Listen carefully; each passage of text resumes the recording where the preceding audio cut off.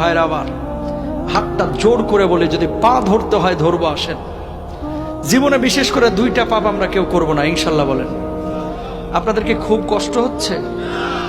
2টা পাপ জীবনে করবেন না, সবাইকে অঙ্গীকার করতে হবে আজকে। কয়টা? শুনেন, আপনি এক ওয়াক্ত নামাজ পড়েন নাই, আল্লাহ চাইলে মাফ করে দিবে। ভুলে জেনা করে ফেলেছেন, আল্লাহ চাইলে মাফ করে দিবে। ভুলে একজনকে গালি দিয়ে ফেলেছেন, আল্লাহ চাইলে মাফ করে দিবে। ভুলে ফজরের নামাজে জাগতে পারেন নাই বা ইচ্ছে করে জাগেন না, একদিন আল্লাহ চাইলে মাফ করে দিবে। রোজা একটা করেন না, আল্লাহ চাইলে মাফ করে দিবে। 2টা গুনাহ এমন আছে যেটা আল্লাহ কখনো মাফ করবে না। কয়টা? 1 নাম্বার হচ্ছে বান্দার হক নষ্ট করা, 2 নাম্বার হচ্ছে শিরিক করা। প্রিয় ভাইরা আমার, কলিজার টুকরারা আমার, খবরদার, ভাইয়ের সম্পদ হয়ে ভাইয়ের সম্পদ নষ্ট করেন না, ভাই হয়ে ভাইয়ের সম্পদ নষ্ট করেন না, ভাই হয়ে বোনের সম্পদ মেরে দিয়েন না, আরেকজনের হক নষ্ট করে আরেকজনের জমি দখল করেন না। আল্লাহর কসম করে বলে, কিয়ামতের ময়দানে আপনি মাপ পাবেন না। বিশ্বনবী বসে আছেন এইভাবে, আল্লাহর নবীর কাছে একজন সাহাবীর লাশ আনা হলো। নবীজিকে বলা হলো, নবীজি তার জানাজার নামাজটা পড়ায় দেন। আল্লাহর নবী বললেন, না, তার জানাজার নামাজ আমি পড়াবো না। সাহাবীরা বললেন, নবীজি কেন তার জানাজার নামাজ আপনি পড়াবেন না? রাহমাতুল লিল আলামিন বিশ্বনবী সাল্লাল্লাহু আলাইহি ওয়াসাল্লাম বললেন, ওই ব্যক্তি ছিল ঋণগ্রস্ত, ঋণ পরিশোধ করে নাই, এই কারণে আমি নবী তার জানাজার নামাজ পড়াবো না। বলুন আল্লাহু আকবার। পা ধরা লাগলে ধরবো। আজকে একটা কথা বলে যাই, আপনারা অনেক মানুষ এখানে বসে আছেন যারা পৈতৃক ভিটার বোনের সম্পত্তিটা এখনো বুঝায় দেন নাই। অস্বীকার করতে পারবেন? বাপের বাড়ির সম্পদ যেটা বোনদের হক ছিল দেন নাই। আল্লাহর কসম করে বলি, 36 বার উমরা করেও জান্নাতে যেতে পারবেন না। চ্যালেঞ্জ করলাম আপনাকে। আল্লাহ তাআলা বান্দার হক নষ্ট করলে এটা গুনাহ মাফ করবে না। ঘুষ দিয়ে চাকরি নিছেন, আছে না ঊর্ধ্বতন কর্মকর্তা, 50 জনের থেকে 3 লাখ করে টাকা নিছে, ঘুষ দিয়ে চাকরি দিবে তাই 13 লাখ করে টাকা নিছে, চাকরি একটারও দেয়নি, মারা গেছে। আরেকজনের জমি দখল করে জাল দলিল করে নিজের নামে লিখে নিছে, আছে না? টাকা ঋণ নিছে 20,000, কয় 3 দিন পরে দেব, 3 দিন আর হয় না, টাকা তো দেয় না, উল্টা আরো ফাপড় নাই। কথা বলেন, আছে না নাই? কিয়ামতের ময়দানে এই শ্রেণীর মানুষ, এরা আবার নামাজও পড়ে, রোজাও করে, হজ্জও করে, যাকাতও দেয়। আল্লাহ তাআলা কিয়ামতের ময়দানে ফেরেশতাদেরকে বলবে, এদের আমলগুলো চেক করো তো। ফেরেশতারা তখন বলবে, আল্লাহ, এই মানুষগুলো নামাজ পড়েছে, রোজা করেছে, হজ করেছে, যাকাত দিয়েছে, কিন্তু বান্দার হক নষ্ট করেছে। আল্লাহ কি ফয়সালা হবে? আল্লাহ রাব্বুল আলামিন তখন বলবে, ফেরেশতারা রে, ওদের যে আমলগুলো আছে, আমলগুলো কেটে কেটে এখন পাওনাদারদের পাওনা মিটিয়ে দাও।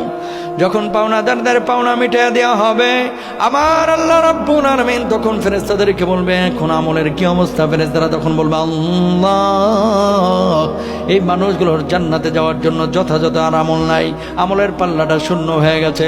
আল্লাহ রাব্বুল আলামিন তখন বলবে, যত বড় হাজি হোক, নামাজি হোক, শিকলে বেঁধে বেঁধে এই মানুষগুলোকে জাহান্নামে নিক্ষেপ করো। বলুন নাউযুবিল্লাহ।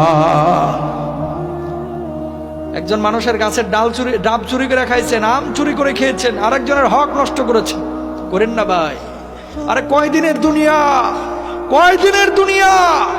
আগে মাইরে খাইছেন 50 লাখ, আর এখন মসজিদে খালি দান করতেছেন 20,000 করিয়া, খালি 2 লাখ করে।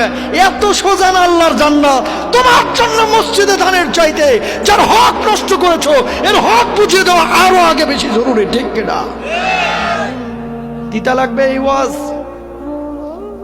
এ হুজুরের লাগে অনেকে পছন্দ করে না, আনছি আপনারা হুজুর তাফসির করার লাগে, কি বাড়া ভাতে সাইড হালতেছেন। এ হুজুরের অনেকে পছন্দ করে না, কই এই ওয়াজের দরকার কি? আপনার কাছে রিকোয়েস্ট ভাই, আপনি মাপ পাবেন না। আপনি যত বড় মুফতি নিয়ে আসেন, হক মারার গুনাহ শুধু তওবা দিয়ে আল্লাহ মাফ করে। ও বাঁচতে কইতেছেন কেন? হক মারার গুনাহ শুধু তওবা দিয়ে আল্লাহ মাফ করে।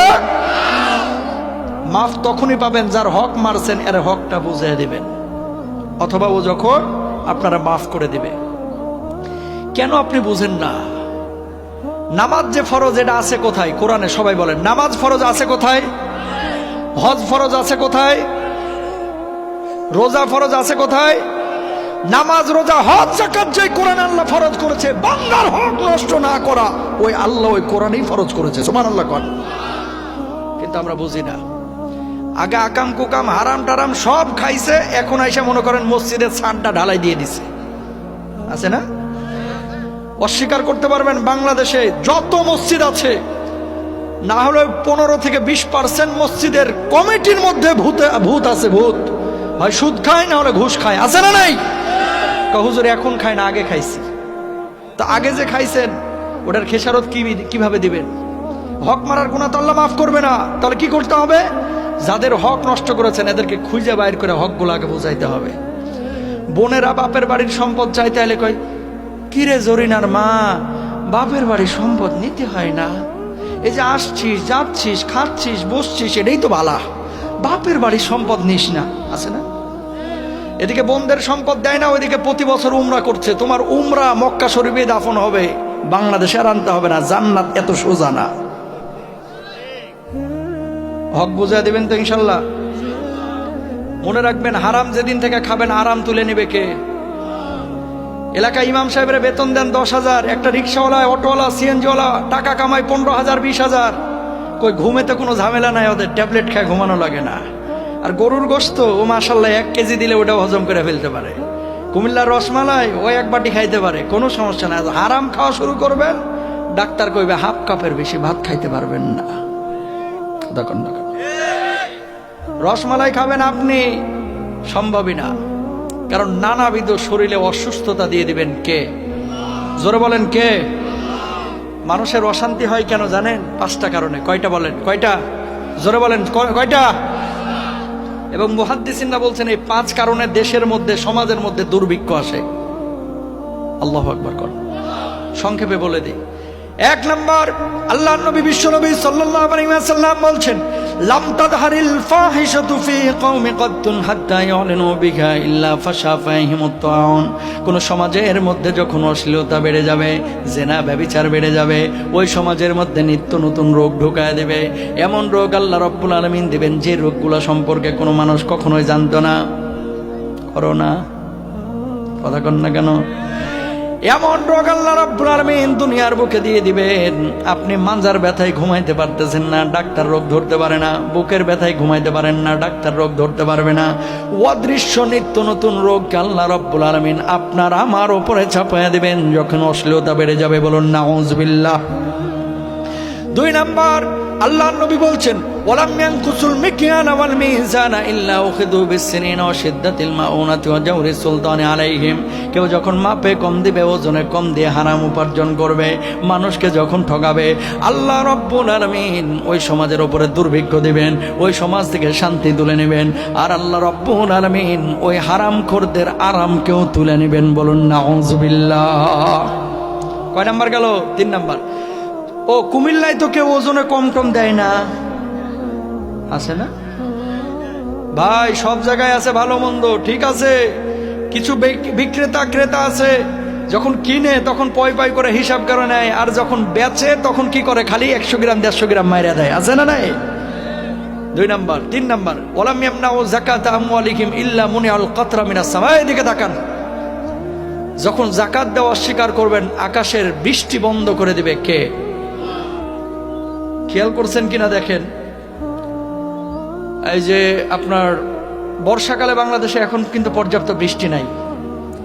শীতকালে বৃষ্টি হচ্ছে, গরমকালে গরম বেশি, শীতকালে শীত বেশি, মানে আবহাওয়ার কোনো সিস্টেমই নাই এখন। সৌদি আরবে বৃষ্টি হইতো না, এখন প্রচন্ড বৃষ্টি হচ্ছে, শুনছেন না? আজকের নিউজ, আজকে ওমানে আইস পড়তেছে, আইস। নবীজির একটা হাদিস শুনেন, কিয়ামত তো আসলে বেশি দূরে না। লা তাকুমুস সাআ হাত্তা তাউদা আরদুল আরবি মুরুজা ওয়া আনহারা। ততক্ষণ পর্যন্ত কিয়ামত হবে না যতক্ষণ পর্যন্ত গোটা আরব উপদ্বীপ সবুজ শ্যামল না হবে। এই আরব উপদ্বীপে, সৌদি আরবে, কাতারে, বাহরাইনে, দুবাইয়ে, ওমানে নহর তৈরি না হবে ততক্ষণ পর্যন্ত কিয়ামত হবে না। বর্তমান সময়ে সৌদি আরবে আপনারা নিউজগুলো দেখেছেন, সৌদি আরব কিন্তু সবুজ শ্যামল হয়ে যাচ্ছে, ঠিক কিনা? ওমানে বৃষ্টি হচ্ছে, 6 দিন 7 দিন ওইদিকে বৃষ্টি হয়, বাংলাদেশে বৃষ্টি নাই। সরিষার ফুলে গোটা সৌদি আরব ছেয়ে গেছে, আলহামদুলিল্লাহ বলেন। আমি বলছি না যে কিয়ামত 2030 সাল বা 34 সালে হয়ে যাবে, কিন্তু কিয়ামতের আলামতগুলো একটা একটা করে প্রকাশ করে দিচ্ছেন আমার আল্লাহ সুবহানাহু ওয়া তাআলা। তো দেখেন, জাকাত দেওয়া যখন বন্ধ করবেন, আকাশের বৃষ্টি বন্ধ করে দিবেন কে?